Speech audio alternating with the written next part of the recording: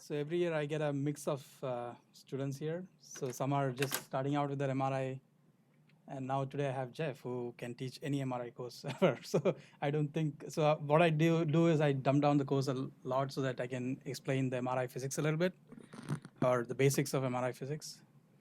So I'm going to be talking about quantitative MRI techniques that are used in sort of a preclinical or clinical manner.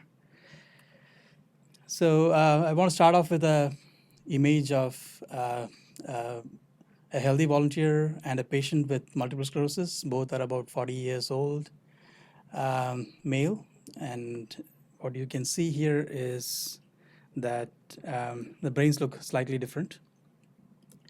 So if you look closely, the corpus callosum, this forms the major highway of connections between the two hemispheres, is really thin in this patient compared to the healthy volunteer. And you can also see that there is small regions of hypointensities that you can, that is a hallmark of multiple sclerosis. So these are called lesions. And then you see that there is more spaces between the brain. This is the sulcal space here that is more in the patient compared to maybe the healthy control here. And also the ventricle is much larger. So there's obviously qualitative differences between a healthy volunteer and somebody with a neurological disease. But then the question becomes, what do you, how can you quantify it? You know, how can you say that this patient is far along in the disease compared to the other, or the patient has no disease? So the best way is to probably just draw regions of interest around these lesions, and you can say, oh, this lesion is has an area of this or a volume of this, and the intensity of this lesion is 79. But then the problem becomes it is not reproducible, right? So from a session to session, or as in this case, between scanners, there is nothing that says that this intensity means anything in the real world. So, for example, if I draw a region around here, I did this on the same patient on 3 scanners, and you can see that in the Siemens scanner, the intensity is pretty low compared to the Philips or the GE, but it doesn't mean that it is just the relative. It is just a relative number. So all we are interested in is the contrast, is the difference in the signal intensity of the gray to the white matter, right? So that remains in all 3 scanners, but it's just that the number does not mean anything. So then how do you overcome that? You can draw a control region and normalize the signal to that control region. So if I say, look at the white matter intensity over here compared to the intensity of gray matter in this region, you can see that it's much better, but it's still not reproducible. Now there is differences in protocols, which I try to maintain across the scanners, but it's not possible to get the exact same protocol. You have slight differences inside that you inside the pulse sequences that you just cannot control. So there are differences still, and you can see that across scanners it is not the same. So we need to come up with a way to quantify, right? To quantify for this number to mean something. So if you so the reasons for this verification is, one, I told you is already is the protocol, but also when you look at a scanner, when you take an image, you put this helmet on, which is essentially a radio frequency receiver, and that's the thing that captures the image. So as somebody who is, if anybody's traveled in the car for long distances, listening to an FM radio knows that as you get further and further away from the station, your signal becomes weaker. So something like that is applicable here as well. So this is an image of a ball of water, and it should, ideally, if everything was the same, it should be just a uniform intensity all across. But you can see that there is definitely regions of brightness and darkness. So this is because of the receiver effect, and you can also see that there is because of this dielectric property of the material and the radius of the material, there is also a standing wave that is created that gives transmit effects as well. So there is multiple effects that are going on that causes this intensity not to be the same in different parts of the brain. So if you look at this, this is a fixed brain.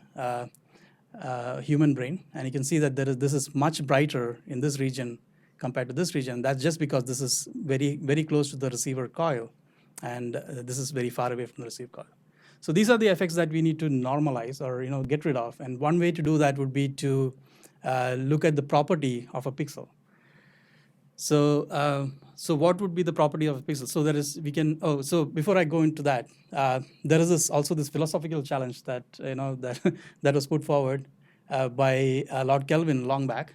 It says that if you can measure what you're speaking about and express it in numbers, you know something about it.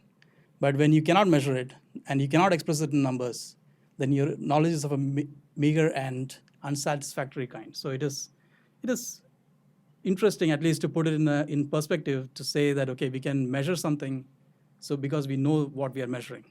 But that is much more challenging in MRI than, say, temperature.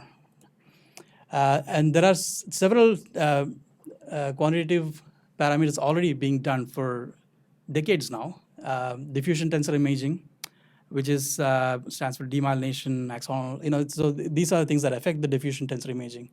There's magnetization transfer contrast, and there are these macromolecular composition, cellularity, edema. All these affect macromolecular contrast. So you can see that for every MRI parameter, there are multiple physiological causes that can change it. So first of all, it's not very specific. If there's a change in T1, we really don't know why it is there. And also there is interaction, right? So I don't know,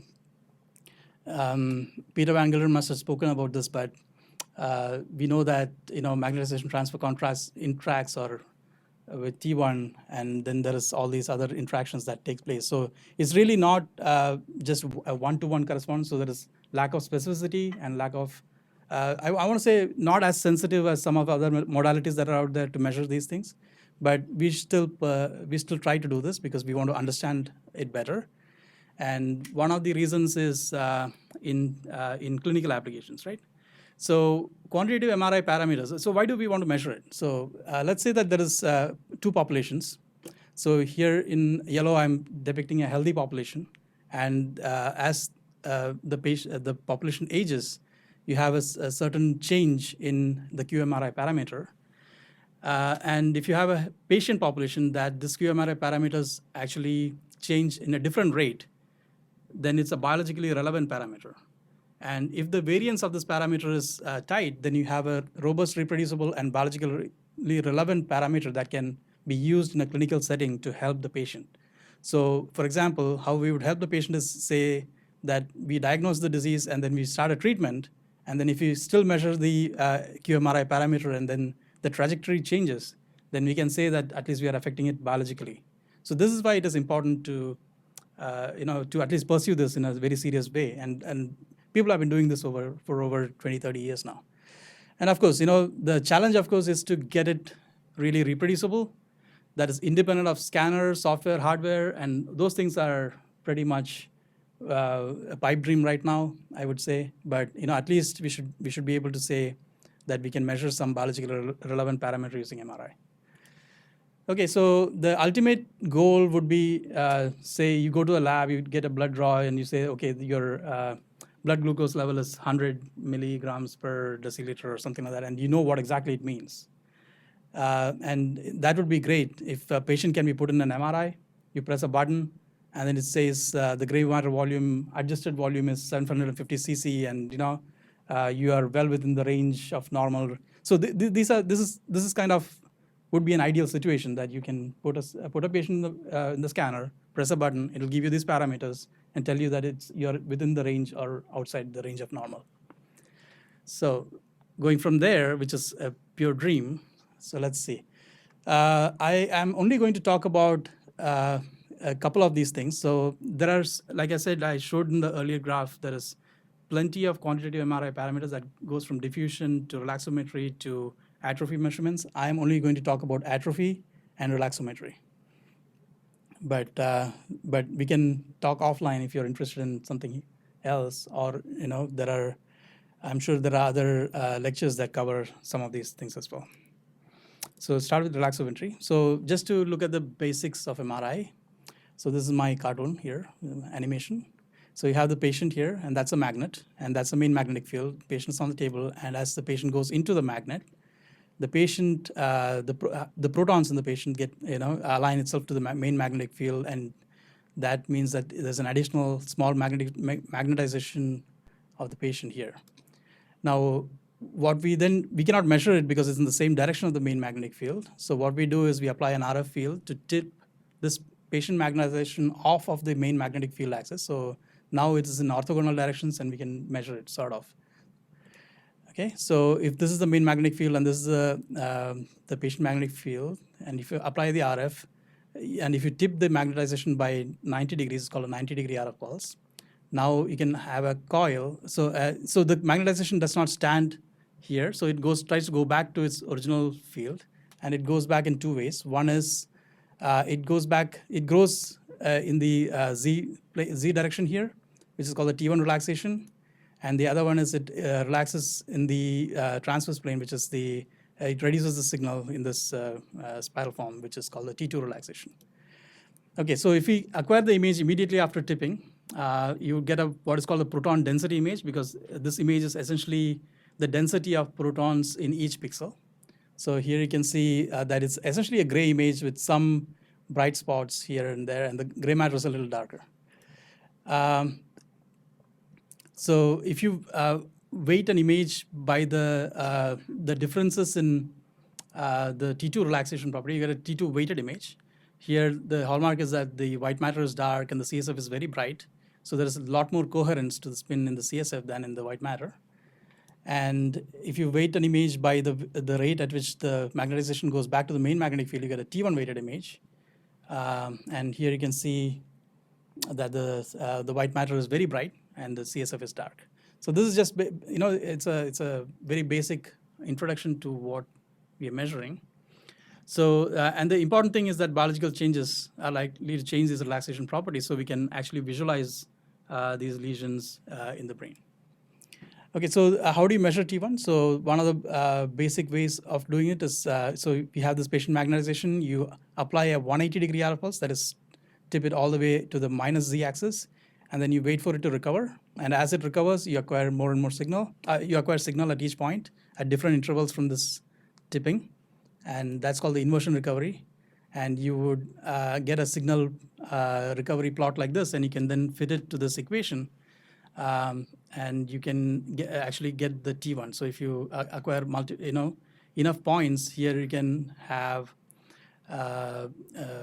you can actually identify the receiver and the transmit effects that I initially talked about, and that can fall off in these parameters. So this is an example. So this is a fixed brain again, acquired after inversion pulse. I think the timing is missing, but this goes from 150 milliseconds all the way to, I think, 500 milliseconds, and the inversion time, the time from the inversion pulse. And you can see how the contrast changes. And you take the signal at each point. You can fit the signal, and then you can get a T1 map of that brain. And here you can see now it doesn't have those bright frontal lobe or the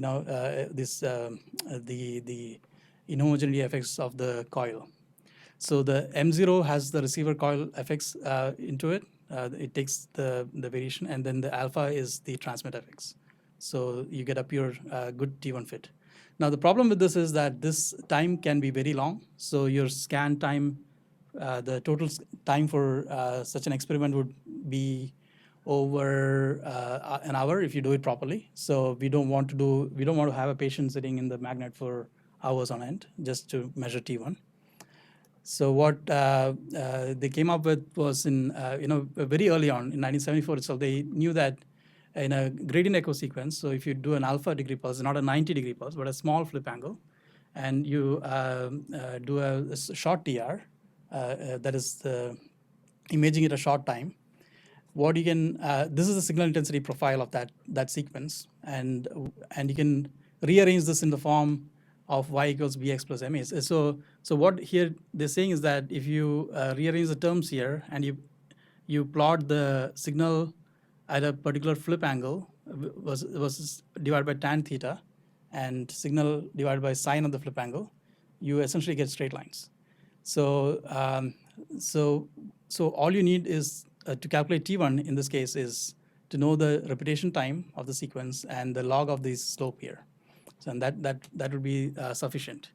But then the problem here is that we don't know what exactly the flip angle is at each point because we have the transmit FX that's going into it. So even if you acquire two images, one at say 3 degrees flip angle and one at 15 degrees flip angle, the flip angle that is experienced by that voxel may not be 3 and 15 because of these standing wave issues. So we need to have another sequence that calculates the actual B1 inhomogeneity, transmit inhomogeneity. Okay, so this is an example of a water phantom here where I calculated the T1 map without using the B1 mapping, and this is one with using the B1 mapping. And you can see that there is, this should be uniform T1, but it's not because of the transmit coil effects. But if you correct for T1, now you can get very uniform the T1 values. So there are many ways of doing this, and I just took out a slide that explains how to do it because Jeff, I didn't know Jeff was going to be here. We normally use the technique that was developed in Jeff's lab called the block secret pulse, and what it does is it resonates the sample at off resonance frequencies to calculate the nominal flip angle at each point. Okay, so there is also other techniques that you can use to calculate the T1. So this is a MP2 range sequence. Here, what is being done is now the thing is that this sequence is now becoming more and more accepted in the clinical practice. So it's actually a 5 or a 7 minute sequence that can give you not only the T1 map, but also the segmentation. You can classify the tissues inside the brain, so based on the T1 map. So which is very helpful as at least an initial pass of seeing as what is going on in the brain. So what this sequence is that it has an inversion pulse, and then it waits for some time and acquires a rapid acquisition with a gradient echo sequence, and waits for some more time and acquires another one. And given the interval between the first and the second acquisition and the inversion time, they can actually fit this T1 map. It's a lookup table, but it's essentially doable to a very good accuracy here. So now this sequence also gives you this printout. So this is what I was talking to you about earlier about the lab results. So if you have the sequence, you run it, and it gives you actually the total intracranial volume is this. Gray matter volume fraction is 44%, and in normal it should be 45 to 53%. So there is a push to go this way, but the question is if it can ever be validated in a large scale. Okay, so that is T1 mapping. So I also said that there is another mechanism. It's called the T2, transverse relaxation. So what is happening here is that once the magnetic field is tipped to the longitude, the transverse plane, depending upon the spins that are nearby, with local magnetic field inhomogeneities, etc., each spin may have a little different speed of revolution. So what happens is that some spins lag and some spins gain speed. So then there is a dispersion here, and this dispersion causes the total net magnetization to decrease. And as time goes by, this magnetization vanishes. So this is the transverse relaxation. And if you plot it out, it's essentially an exponential decay. And if it is acquired immediately after the RF pulse, it's called the free induction decay. So there are so free induction decay can be a little difficult to measure because it's so close to the RF pulse, and it's also that it's very difficult to gate it properly. So so people generally rely on an echo. So what happens here is that they have this initial tipping magnet RF, and then they wait for some time and apply a 180-degree RF. So let's look at what is happening here. So this is the initial tip. So all the magnetization is pointing in this y direction. And we allow for some time for it to fan out. And then you apply a 180-degree RF pulse that flips the spins all the way around. And now the faster spins are lagging behind. So now in the equal amount of time that from here to the pulse 1 to pulse 2, it goes back up and it forms an echo. Now, it doesn't form an echo that is in equal magnitude as the FID. So because there is a T2 decay, and there are some spins that are lost completely. So that it's not that signal is not recovered. So this is the T2 decay, and so there is one way of doing this is by using a 180-degree RF pulse. The other way is to use a gradient reversal method. That's called the gradient echo. So you can manually induce a spin defacing by using a gradient in the negative direction, and then wait for some time and put the same gradient in the opposite direction, and it'll essentially be the same thing, except that magnetic field inhomogeneities are not refocused at all. So this is T2 and the T2 star, and you can see that they're both slightly different. And if you look at it, so the tissue relaxation T2 is over here and T2 star is here, and T2 star is always shorter than T2. And the component here is the inhomogeneity of the magnetic field. So macroscopic magnetic field inhomogeneities are refocused by the 180-degree pulse, but local environment are lost as T2, right? Okay, so how does the image look? So this is a T2 weighted image, and this is a T2 star image. So there are several things that you can see right away. One is that in the T2 star, there are these dots, which is essentially blood vessels. This is the deoxyhemoglobin in the blood vessels that's causing signal defacing. And then there is this band over here, which is the magnetic field inhomogeneity caused by the air in the sinuses. So these are two things that affect the T2 star, but are refocused in the T2. But and also, there is no gross inhomogeneity of the magnetic field itself. So if there is a metal implant, or if the shimming was not done properly, that would affect here as well, and not in the T2. Okay, so this is the same principle. So we can measure the T2 of the pixel. So this is a T2 star decay. That is multiple gradient echo reversals here to have multiple echoes, and then you can measure it. So this is this would be the signal, and you can fit it to an equation, and you can get the T2 star of the signal right there. And this is an example. So this is the same brain phantom that I use. That is at very short echo time. The signal is much higher. At longer echo times, the signal is lower, and you can fit it. And then again, the coil inhomogeneities are taken care of in this T2 map. Okay, so there are also other techniques like MR fingerprinting that was introduced a couple of years back, magic in the GE scanner that can do multiple quantitative parameters at the same time. So here, what they do is they vary the repetition time and the flip angle in a random but predetermined fashion, and they know that a tissue of particular T1 and T2 value should give a signal profile, have a signal evolution profile like that, or So depending upon what the signal is, they can say that this tissue has a T1 of 1500 milliseconds and a T2 of 100 milliseconds, and then they can reconstruct this image. So this is a very quick way. So this is total scan time is about 5 to 7 minutes.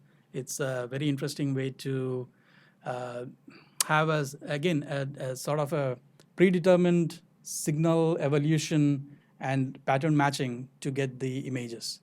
So this is it is gaining in popularity till they realize that this is not entirely true all the time, and the reason may be here, right? So we have all these different quantitative parameters. So are they all? The question is, are they all telling you different things, or are they all saying the same thing? So if you have a brain, and you look at the T2 values of the brain in versus the apparent diffusion coefficient, which is essentially a DTI parameter. So you have some sort of distribution. And in diseases, if there is, say, in this case, there was vasogenic edema, and you can say that it is different, but it is essentially totally, so you don't need to measure both T2 and ADC values to know where this is. So you have if you just measure the T2 value, you know approximately where the ADC is going to land. So you don't need all of these measures. Now that would be okay, but not so much in,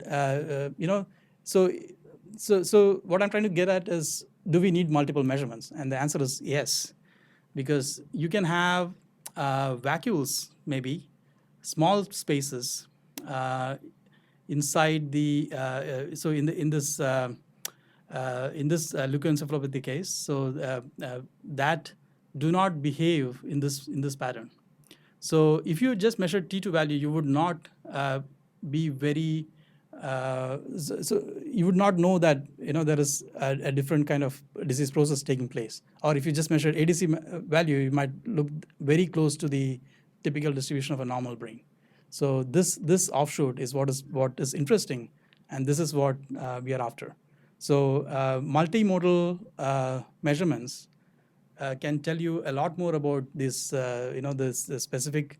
It can get a lot more specific compared to just measuring one thing. So that's one thing, and so that's probably why the dictionary approach is not that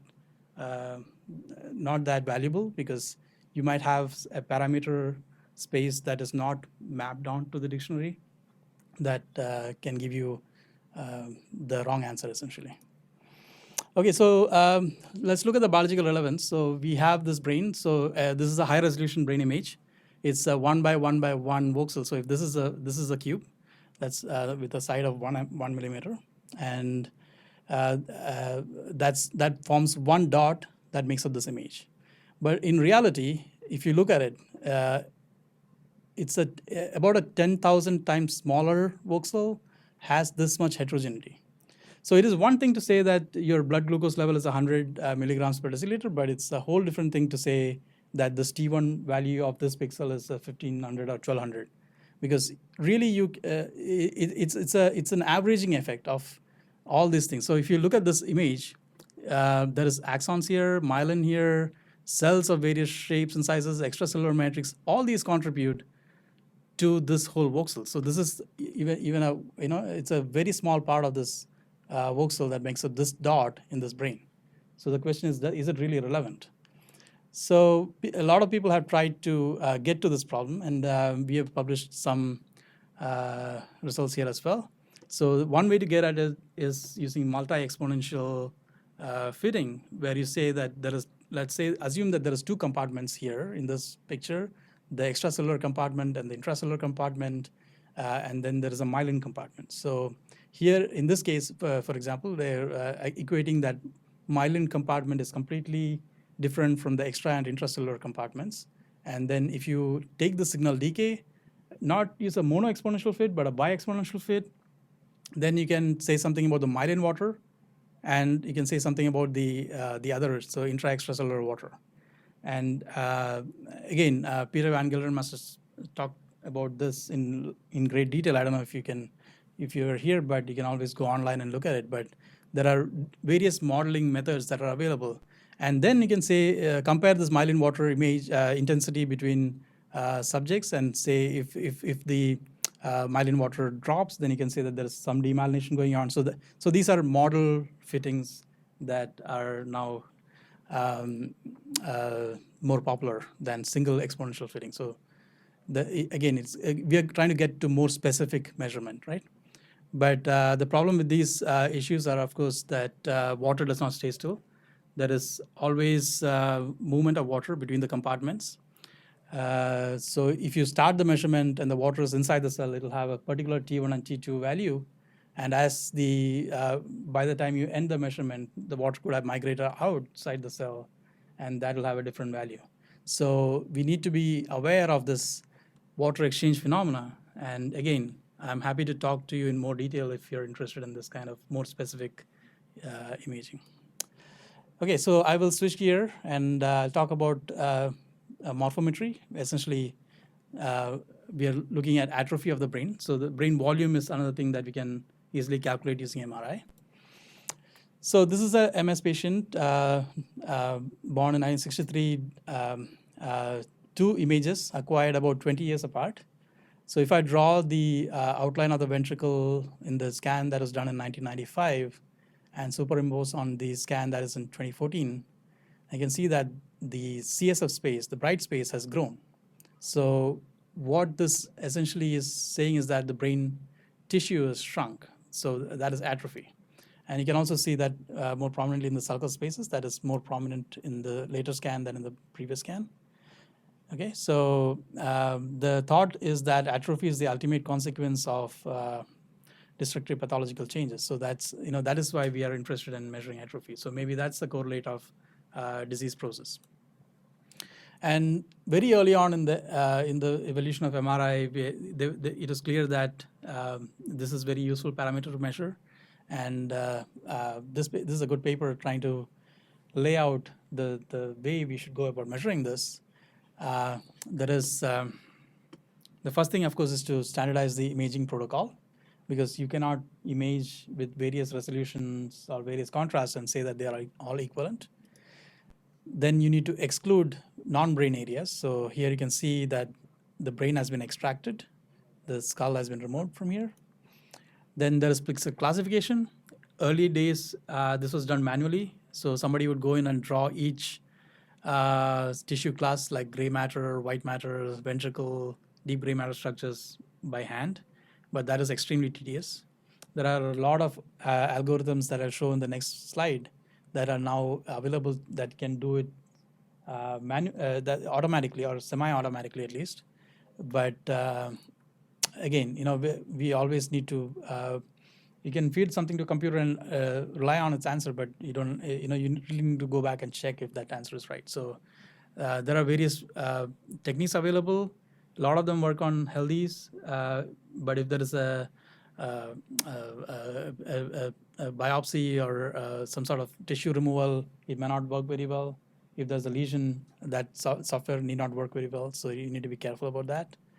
So once it's classified, then the time you always need to do reliability analysis. Go back and look at the data. Maybe use it with two raters or two different methods of doing it and see how well they agree.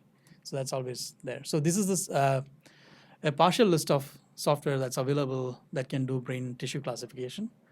So the initial ones, the more popular ones were it's like Sienna from FSL, brain parenchymal fraction, that's widely used as well. And then free surfer is also there somewhere. Okay, so this is just an example. So here they're looking at brain parenchymal fraction, which is the total area inside the skull that is occupied by the brain. In controls, it's more fraction is occupied by the brain than in MS, and that's good. And this is again earlier what I was saying. So if you just use what comes out of the computer as a reference, then you probably will miss that this eye, the fat at the back of the eye has been classified as brain. So what they did once was they had evaluated CNX in I think that's 5 sites in UK, and when they sent the subjects around, they got excellent correlation. But when they looked at the images, you can see that there is parts of the brain that is misclassified. So they went back and corrected it, and then they looked, and then even this has about a 1.5% error. Sorry, even this controlled experiment had a lot of error associated with it. So you should always go back and definitely take a look at what the computer tells you is the brain. So this is a software that we use a lot. It's called Lesion Toads. It was developed at NIH a few years back, maybe 5 years back. It uses multiple contrasts. It uses a T1 MP range and a flare. Flare is essentially a T2, but with selective nulling of CSF. So this looks like a T2 image, but it's the CSF is dark. So it uses a T1 and a T2 flare image to classify the tissue.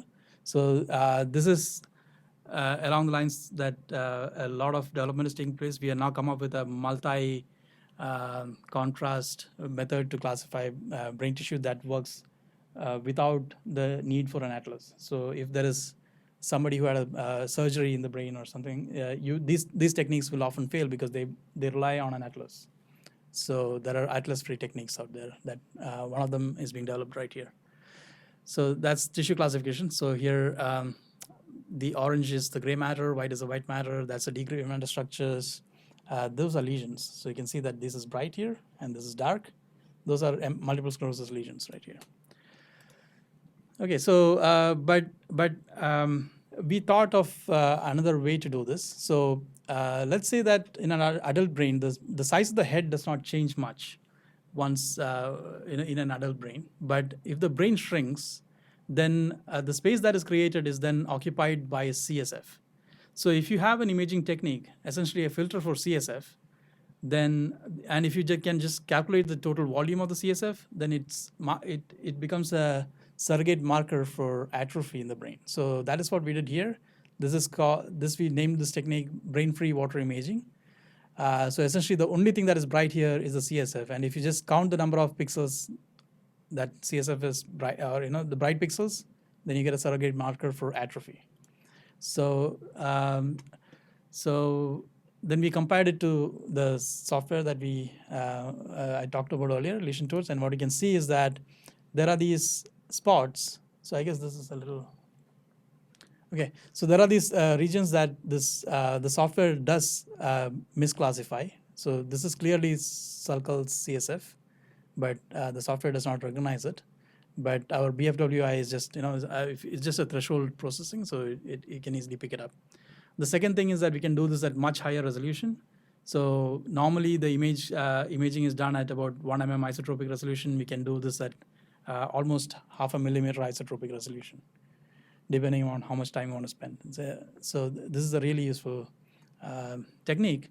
And what we found then was that, indeed, if you look at the atrophy measured using the brain-free water or BFWI technique, which is in black, versus the lesion torch technique, the atrophy measured by BFWI correlates much better with these clinical parameters. So when a patient comes in, ultimate aim is to see if this makes clinical sense, right? So if it's a surrogate marker for something in the clinic.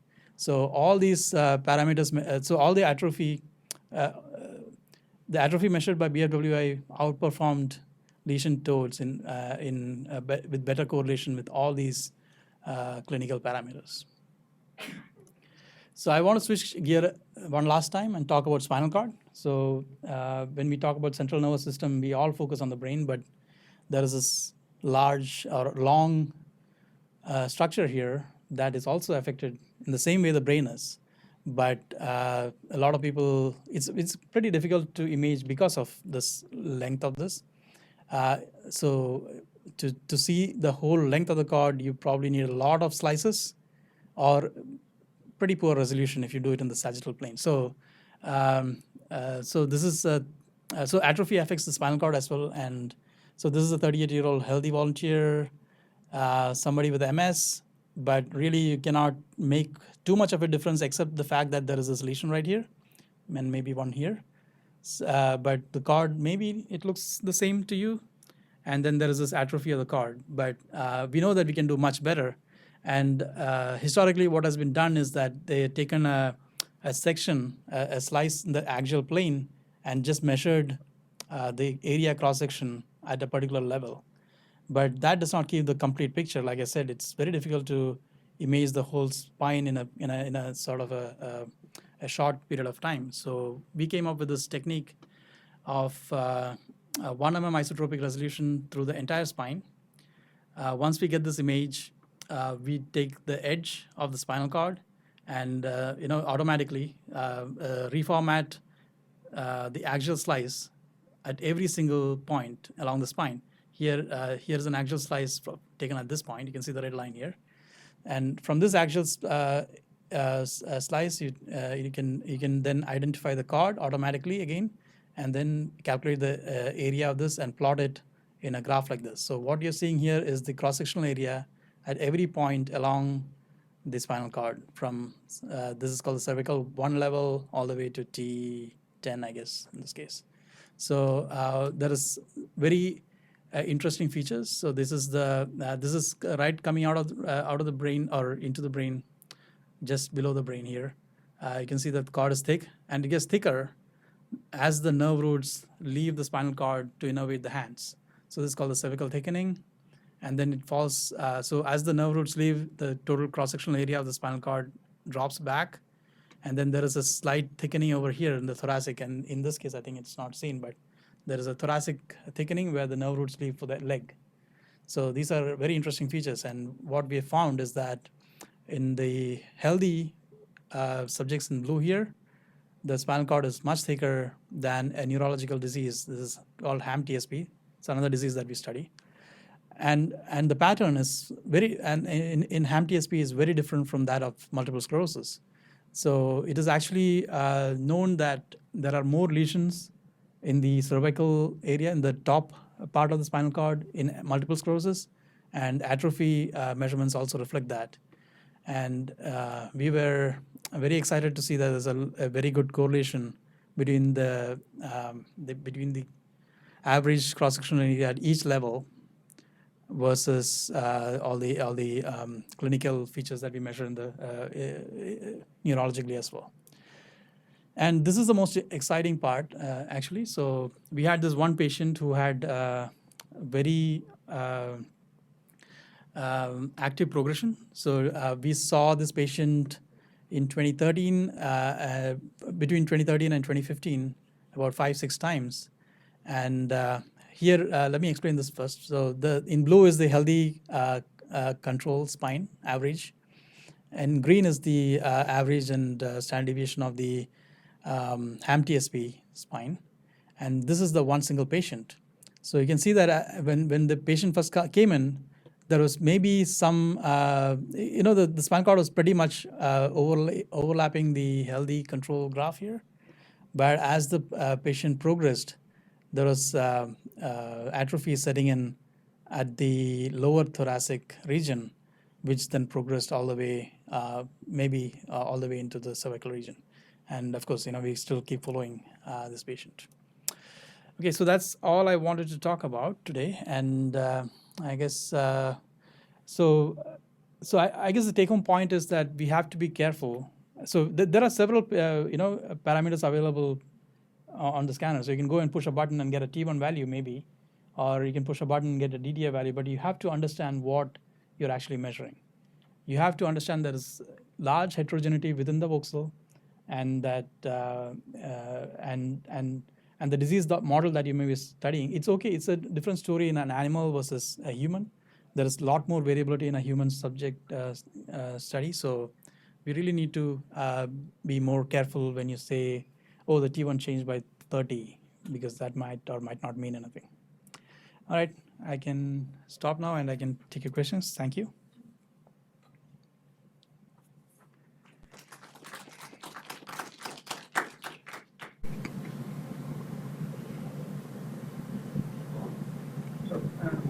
Try to obtain consistency in measurements for reflexometry between the different scanners, between the Siemens and the GE.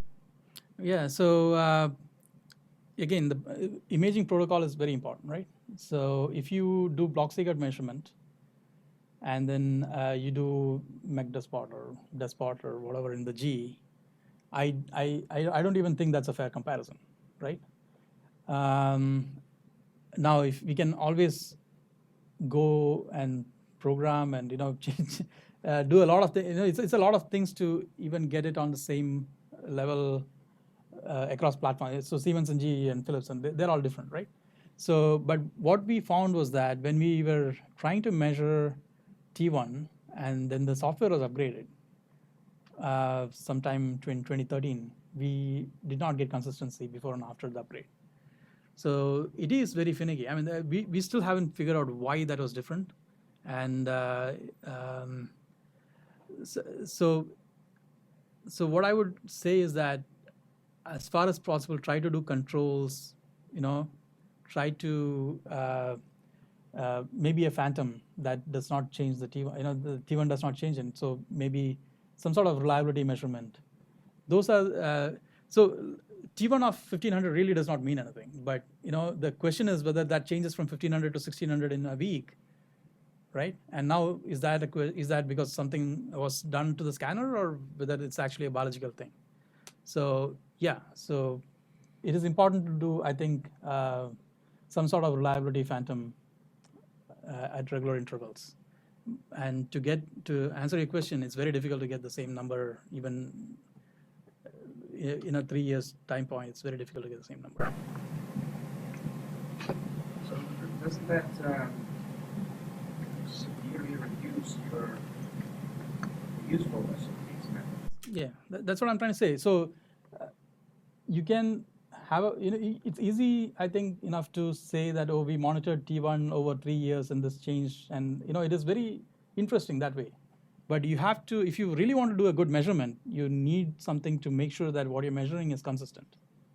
Yes, it's difficult, but we don't do those kind of difficult things all the time, right? And how do you have a phantom that does not change over 10 years? It's probably possible, but anything else?